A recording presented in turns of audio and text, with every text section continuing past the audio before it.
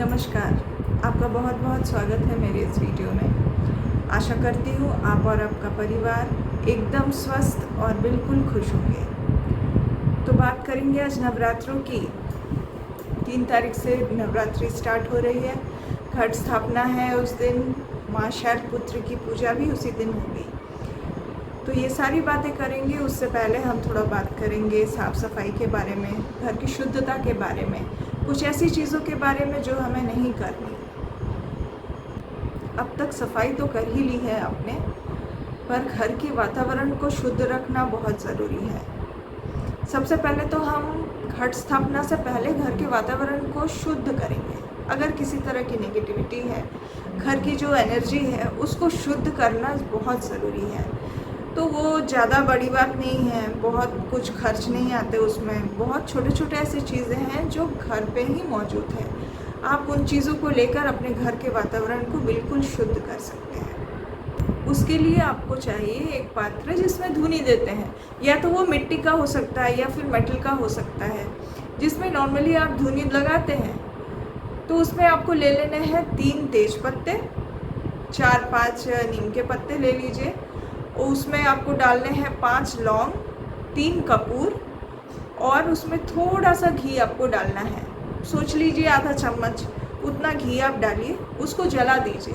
जला के जो धुआं आएगा उस धुएं को लेकर आप चारों ओर अपने घर में बिखेरिए, उसे चारों ओर दिखाइए।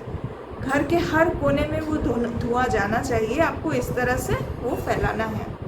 तो इससे आपका घर का जो वातावरण है वो बिल्कुल शुद्ध हो जाएगा।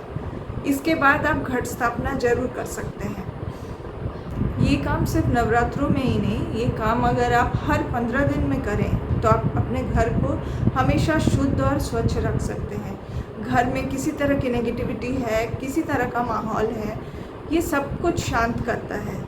इससे पॉजिटिविटी आती है। घर को शुद्ध रखने का ये बहुत ही सस्ता और बहुत ही छोटा उपाय है, बहुत ही कारगर भी है।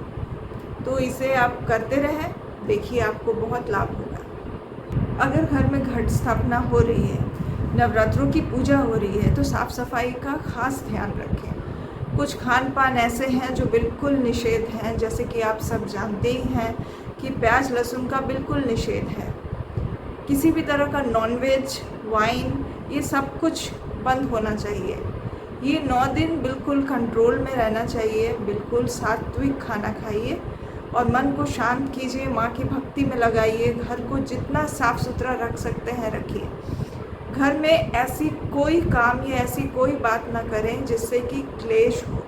माँ ऐसी जगह बिल्कुल नहीं टिकती जहाँ क्लेश होते हैं, जहाँ पे गंदगी होती है, जहाँ पे तामसी भोजन खाया जाता है। अगर आप चाहते हैं कि पूरे 9 दिन माँ आपके घर में विराजमान रहे, आपकी पूजा से, आपकी सेवा से खुश हो जाए, तो आपको इन सारी चीज़ों का बिल्कुल ख्याल रखना चाहिए। कलश स्थापना के बाद सर्वप्रथम माँ शैलपुत्री की पूजा होती है, जो शक्ति और शांति दोनों को ही दर्शाती है। माँ के एक हाथ में त्रिशूल तो दूसरे हाथ में कमल है। माँ को लाल और सफ़ेद, ये 2 रंग बहुत भाते हैं। इसलिए कोशिश ये करें कि आप चाहे कोई भी फूल चढ़ाएं, साथ में आप ज़रूर लाल और सफ़ेद रंग के फूल ज़रूर रखें। अगर आप गौर करेंगे कि माँ के 9 रूप में सारे के सारे रूप में अपने हाथ में माँ कमल का फूल पकड़े हुए हैं, यानी जो कमल है वो माँ की अति प्रिय फूल है। इसीलिए कमल का फूल आप अपनी पूजा में ज़रूर चढ़ाएं। इससे माँ बहुत प्रसन्न होती है। माँ को दूध से बनी हुई मिठाइयाँ ज़रूर चढ़ाएं। माँ को देसी घी से बने हुए भोग ज़रूर लगाएं। कोशिश ये करें कि आप थोड़ा सा सादा देसी घी भी उनके थाल में रख दें। माँ को देसी घी से बहुत प्रसन्नता होती है। देसी घी से आप हलवा बना सकते हैं, देसी घी से आप पूड़ियाँ छान सकते हैं। कुछ भी आप भोग बनाएं तो देसी घी का उपयोग उसमें ज़रूर करें। माँ इससे बहुत ज़्यादा प्रसन्न होंगी। पर याद रखें, जब भी भोग लगाएं, पूरे के पूरे 9 दिन या फिर और भी कोई पूजा आप जब भी करें, आप खुद अगर अपने घर से बना हुआ कोई भोग भगवान को चढ़ाते हैं तो उसमें तुलसी का पत्ता ज़रूर रखें। तुलसी का पत्ता शुद्धता का प्रतीक है।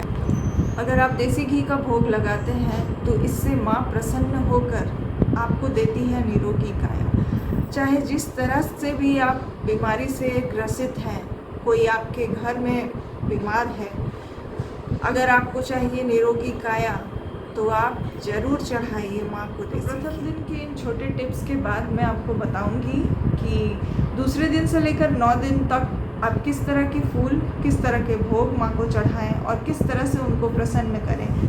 तो इन वीडियोस के लिए आपको इंतज़ार करना पड़ेगा। मैं नेक्स्ट वीडियो फिर लेके आती हूँ। आज के लिए नमस्कार।